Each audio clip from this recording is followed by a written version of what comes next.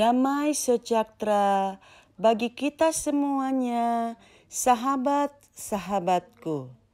Saat ini kita akan mempelajari tentang gaya hidup modern dan nilai-nilai Kristiani. Menurut Kamus Besar Bahasa Indonesia, arti kata gaya adalah kesanggupan untuk berbuat, kekuatan, dorongan yang akan menggerakkan benda bebas, besaran yang mempunyai besar dan arah tertentu, suatu interaksi yang bila bekerja sendiri menyebabkan perubahan keadaan gerak benda. Kata modern berasal dari bahasa Latin modo, artinya cara, dan ernus, artinya masa kini.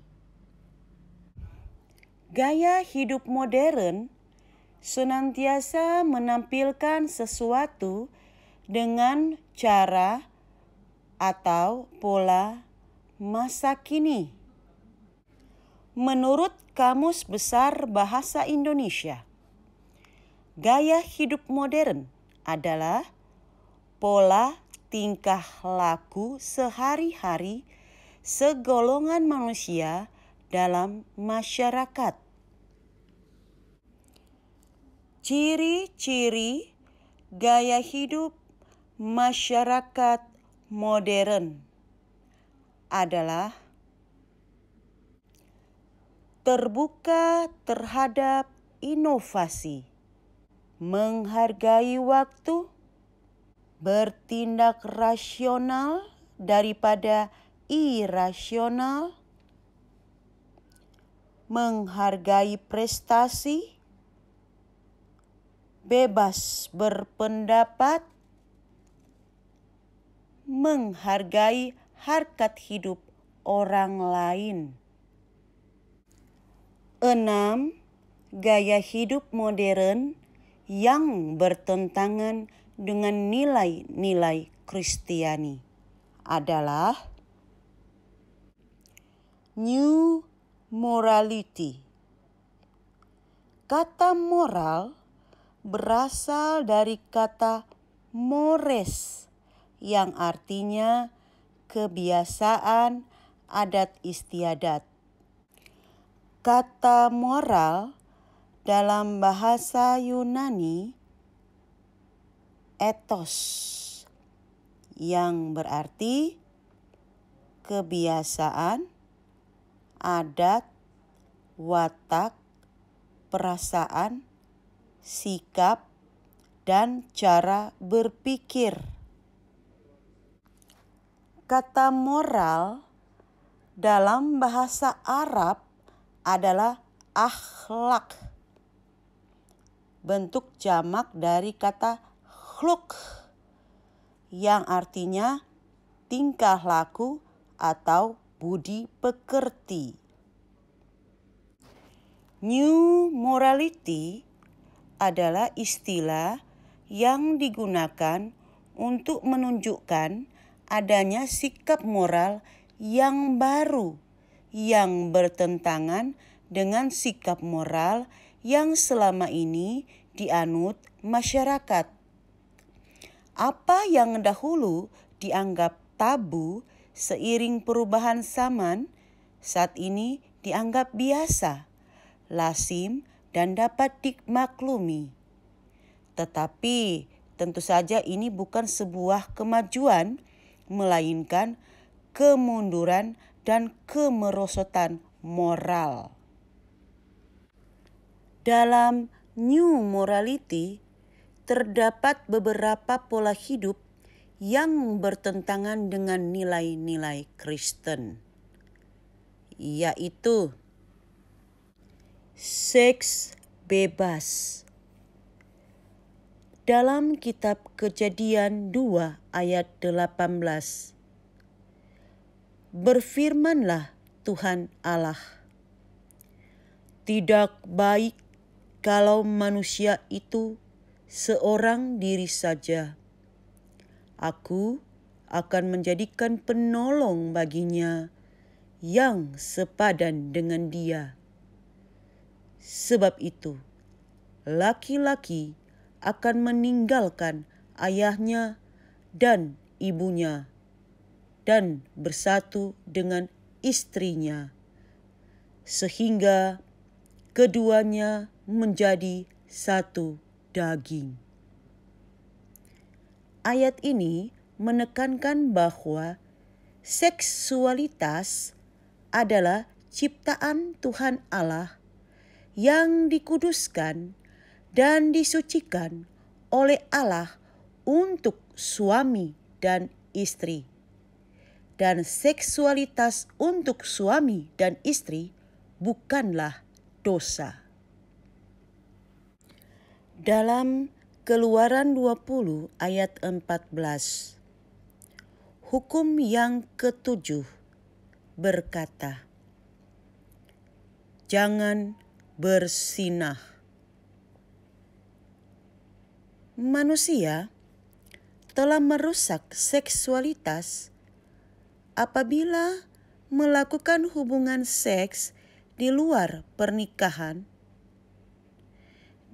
dan dengan cara yang dikuasai oleh hawa nafsu. Hubungan seks dilakukan di luar pernikahan adalah perzinahan. Contohnya, berselingkuh. Seks bebas disebabkan oleh dorongan seksual yang tidak terkendali. Disebut percabulan. Macam-macam percabulan. Bergonta-ganti pasangan dalam berhubungan seks. Melakukan pesta seks disertai dengan obat perangsang. Menonton pornografi dan melakukan onani. Rasul Paulus mengecam percabulan. Itu terdapat dalam kitab 1 Korintus 6 ayat 9 sampai 10. Efesus 5 ayat 3 sampai 5. Percabulan tergolong perbuatan daging dan bertentangan dengan Roh Kudus. Itu tertulis dalam kitab Galatia 5 ayat 19. Ada sebagian remaja yang menganggap berhubungan seks adalah bagian normal dari kencan. Mereka bertemu, berkencan, melakukan hubungan seks, lalu berpisah. Apa yang menyebabkan seks bebas semakin meningkat di kalangan remaja Indonesia? Antara lain dapat disebutkan kecelakaan, tidak disengaja karena dikuasai hawa nafsu, merasa sudah dewasa, berhak menentukan sendiri apa yang ia mau, pergaulan yang salah dengan teman, kurangnya pemahaman tentang arti dan fungsi seks, pelarian karena kurangnya perhatian orang tua, pengaruh media informasi, film porno, gambar porno melalui internet, melonggarnya nilai-nilai budaya, nilai-nilai agama, norma dalam masyarakat. Akibatnya, kurangnya pendidikan agama dan moral serta spiritual. Kurangnya pengawasan orang tua atau orang dewasa, baik di rumah atau di sekolah atau tinggal jauh dari orang tua. Akibatnya, hubungan seks bebas menyebabkan penyakit HIV/AIDS, hamil di luar nikah, putus sekolah, masa depan suram, nama baik keluarga tercemar atau tercoreng. Oleh sebab itu, remaja Kristen harus menjaga kesucian tubuh dan hidupnya, karena itulah yang berkenan di hadapan Tuhan Allah. Tubuh dan hidup kita adalah persembahan yang harus dipersembahkan bagi kekudusan Tuhan Allah sebagai persembahan yang hidup. Roma 12 ayat 1. Akibat fatal dari seks bebas antara lain juga adalah aborsi. Aborsi berasal dari kata Latin abortus. Biasanya diartikan sebagai gugurnya fetus dari rahim ibu. Karena itu, aborsi sering disebut juga keguguran kandungan. Aborsi dibedakan atas dua bagian besar, yaitu aborsi spontan dan aborsi disengaja yang biasa disebut abortus provocatus. Tuhan Allah menolak pembunuhan terhadap janin. Itu sejalan dengan nafas Adam. Dalam Keluaran 21 ayat 23 sampai 24 dikatakan, tetapi jika perempuan itu mendapat kecelakaan yang membawa maut, maka engkau harus memberikan nyawa ganti nyawa, mata ganti mata, gigi ganti gigi, tangan ganti tangan, kaki ganti kaki.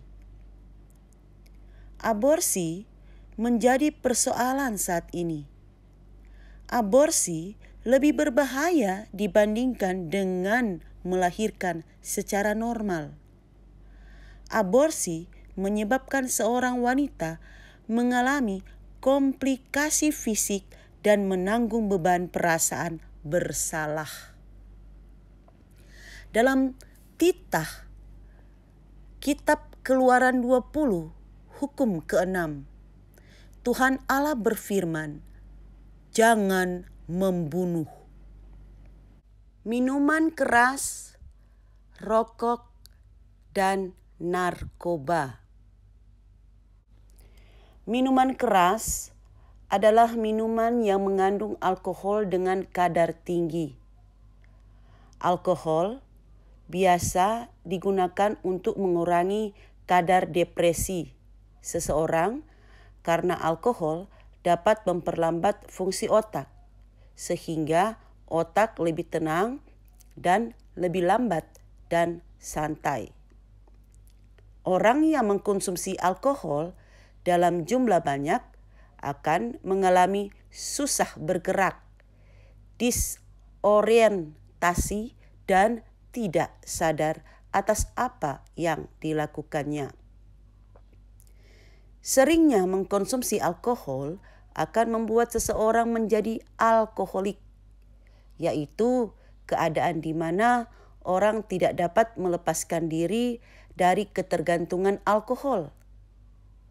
Selain melemahkan otak, alkohol dapat menyebabkan kerusakan hati, pencernaan terganggu, jantung terganggu, dan kekebalan tubuh berkurang. Merokok sangat merusak tubuh karena rokok mengandung zat berbahaya. Tembakau yang mengandung nikotin merangsang penyakit kanker pankreas dan merusak pembuluh darah pada jantung serta sirkulasi darah. Racun tar pada rokok dapat merusak sel paru-paru dan menyebabkan gangguan pada fungsi ginjal. Karbon monoksida sebagai gas beracun yang mengakibatkan berkurangnya kemampuan darah membawa oksigen. Merokok dapat merusak reproduksi pada pria dan wanita. Merokok juga dapat berakibat buruk pada pembuluh darah otak, kanker mulut, kerusakan pada tenggorokan, pada pita suara. Asap rokok bagi perokok pasif bisa menyebabkan kanker paru-paru dan sakit jantung. Selain itu, rokok biasanya merupakan pintu masuk kepada narkoba. Tidak dapat disangkal, minuman keras, rokok, dan narkoba dapat menyebabkan kecanduan. Kepada jemaat di Korintus, Paulus menyatakan, "Segala sesuatu halal bagiku, tetapi bukan semuanya berguna. Segala sesuatu halal bagiku, tetapi aku tidak membiarkan diriku diperhamba oleh suatu apapun." 1 Korintus 6 ayat 12. Atau tidak tahukah kamu bahwa tubuhmu adalah bait Roh Kudus yang diam di dalam kamu? Roh Kudus yang kamu peroleh dari Allah, dan bahwa kamu bukan milik kamu sendiri, sebab kamu telah dibeli dan harganya telah lunas dibayar. Karena itu, muliakanlah Allah dengan tubuhmu. 1 Korintus 6 ayat 19 sampai 20. 1 Korintus 5 ayat 9 sampai 10. Atau tidak tahukah kamu bahwa orang-orang yang tidak adil tidak akan mendapat bagian dalam kerajaan Allah? Jangan sesat. Orang cabul, penyembah berhala, orang bersinah, banci, orang pemburit, pencuri, orang kikir, pemabuk, pemfitnah, dan penipu tidak akan mendapat bagian dalam kerajaan Allah. Wahyu 21 ayat 8.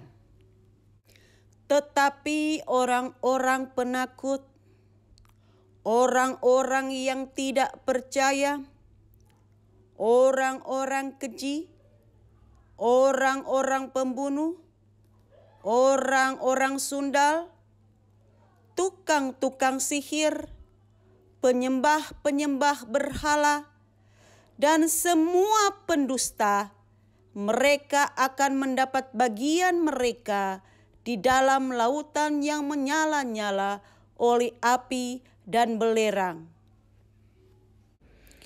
Gaya hidup masyarakat modern yang bertentangan dengan nilai-nilai Kristen yang kedua adalah individualisme.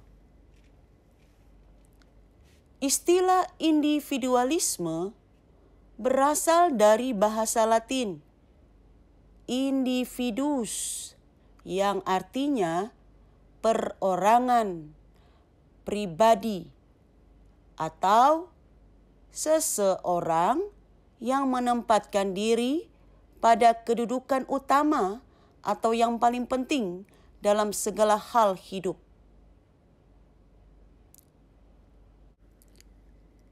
Gaya hidup masyarakat modern yang bertentangan dengan nilai-nilai Kristen yang ketiga adalah hedonisme.